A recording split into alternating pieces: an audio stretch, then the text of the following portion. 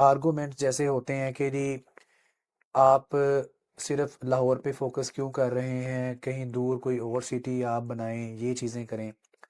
तो सर देखें, ये कहना आसान है हम्म। लेकिन एग्जीक्यूट करना बहुत मुश्किल है। जब आप कोई नया शहर बहुत दूर जाके बनाना स्टार्ट करते हैं तो लोग अट्रैक्ट नहीं होते नहीं हैं। होते। बेसिकली आप देखें, लाहौर में आपकी टोटल एम्प्लॉयमेंट है, पंजाब का 50% से ज़्यादा जो एम्प्लॉयमेंट है वो लाहौर में है। बिल्कुल। क्यों है? क्योंकि यहाँ पे जॉब अपॉर्चुनिटीज़ हैं, फैसिलिटीज़ हैं, स्ट्रक्चर्स हैं। आपके पास एयरपोर्ट्स हैं, इंफ्रास्ट्रक्चर है, हॉस्पिटल्स हैं। तो इतनी बड़ी शिफ्ट करने के लिए एक नया शहर आप बना भी देंगे तो वहाँ पे मूवमेंट नहीं होगी। हम्म।